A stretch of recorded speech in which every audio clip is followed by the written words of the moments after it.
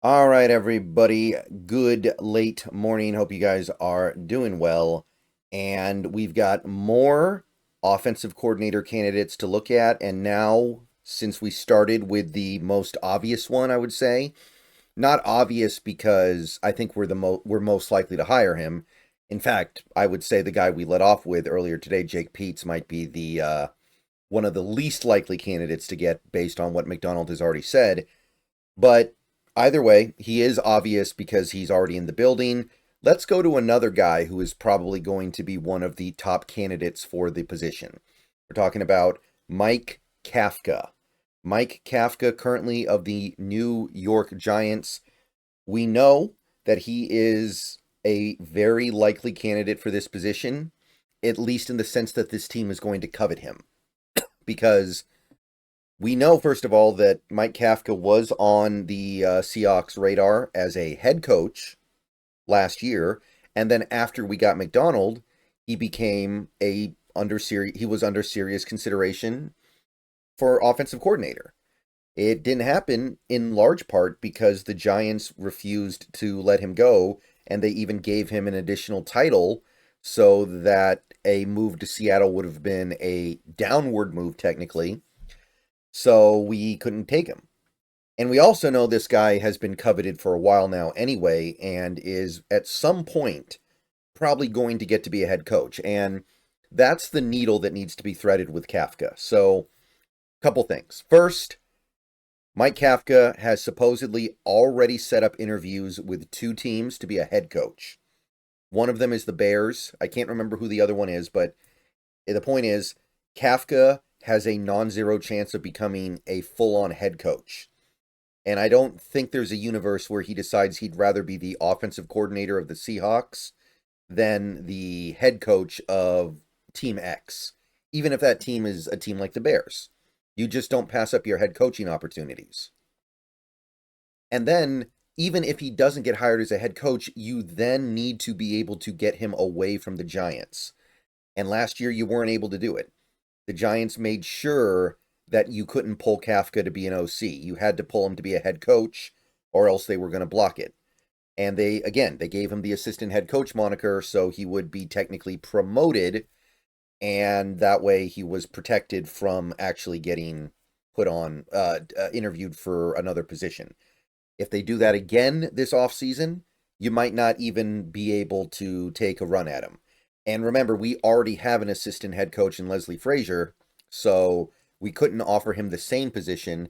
And I think even if we did, the Giants could still potentially block it. Now, the question is, do the Giants really value Kafka anymore? They've had one of the worst offenses in the league for 2 straight years. Brian Daboll somehow managed to keep his job, which I think makes it more likely that Kafka sticks around, but I don't think it's a guarantee either. Maybe Kafka is sick of being in New York because it's such a dysfunctional franchise that can't get out of its own way. Maybe he's just like, let me go. Like, I'm going to retire from the NFL if I have to coach one more year for this terrible franchise over the last decade plus. It's possible. But that's the needle you need to thread. And it's not an easy needle to thread. Kafka is going to be a hot commodity even if you get through all that. Even if he does not get the head coaching job, even if he does somehow get out of New York, somebody else could top you. This is an Andy Reid guy. And the Andy Reid guys don't always work out, but that doesn't mean they don't get their chance. But anyway, Kafka's resume is pretty short. Most recent year was, of course, the year where he had the most responsibility. He was the assistant head coach and offensive coordinator for one of the worst teams in the league. The Giants went 3-14. They scored about 16 points per game, which was one of the worst in the league, second worst. Negative 0.088 EPA per play, which is bottom 5. Really, really bad stuff. Now, the interesting thing to try to figure out here is how much of this is really on Kafka. Because Kafka does have one good year as an OC in this league, and we'll get to that. And we also know that he's been working under Brian Daboll, and Brian Daboll is an offensive coach. So when Brian Daboll's there ahead of Mike Kafka, how much of what is happening is Daboll, how much of it is Kafka, and how much of it is just they don't have any good players to work with, right? Like they've got some Saquon over the last 3 years. They've had some Malik Neighbors this most recent year. They've had Andrew Thomas for some of that time, but it has been a little bit of a struggle to field a roster of quality players. They've spent most of this time with Daniel Jones at quarterback, and when Daniel Jones hasn't been there, they've had washed up Tyrod Taylor, Tommy DeVito, Drew Lock. I mean, it's hard to succeed in those circumstances, but these results are unimpeachably awful. Now, the previous year, 2023, when he was just the offensive coordinator in New York, it was about as bad. 15.5 points per game, 30th in the league, negative 0.165 EPA, 30th in the league. That is a massive, massive negative number for EPA per play. That's a disaster, no doubt about it. But again, how much are you going to put that on the players? How much do you put that on the head coach? I mean, there have been times in Kafka's 3 years in New York where Brian Daboll has taken play calling away, where Brian Daboll has done the play calling, and guess what? The results were not better, right? Daboll, I think, called plays all of 2024, and they were 31st in the league in points per game. So Daboll didn't do better, and Daboll's the super genius who was in charge of that Bills offense that started killing everybody, and after Josh Allen developed, and we all think he's a good offensive mind. We think. So hard to really say that it's Kafka's fault for any of that. And you got to give him credit for 2022. And in 2022, he was the play caller for the Giants with a very limited set of offensive players. They had no good receivers. Daniel Jones was the quarterback. They didn't really have much at tight end. The only big-time playmaker on their offense was Saquon Barkley. 21.5 points per game, which was about average, and top 10 in EPA, .034. That is hard to do. Top 10 EPA with Daniel Jones at quarterback. That is something to take seriously and give him credit for, even in the face of what has happened the last 2 years. Now, everything before 2022 is really simple. He was in Kansas City under Andy Reid. 2020 to 2021, he was the quarterback coach / passing game coordinator. And I think we all know who the Chiefs quarterback has been. I think we all know how good their passing attack has been. 2021, this was the year they lost to the Bengals in the AFC title game. They were 4th in passing yards, about 4,800. EPA per dropback was .216, which was 2nd in the league. Mahomes put up borderline MVP numbers, 98.5 rating, 66.3 completion, 37 touchdowns, almost 4,900 yards.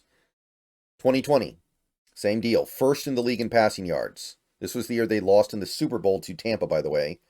4,800 passing yards, .288 EPA per dropback. 4th.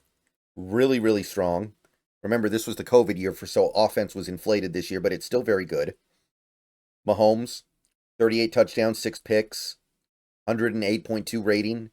One of the best quarterbacks in the league. So everything that he is being put in charge of managing, even if it's mostly Andy Reid running the show, is humming. And again, you can say it's because he had great players. It's because he had Tyreek Hill. It's because he had Travis Kelce, Patrick Mahomes, because he had this guy and that guy. But, I mean, you can say the opposite about since he's been in New York.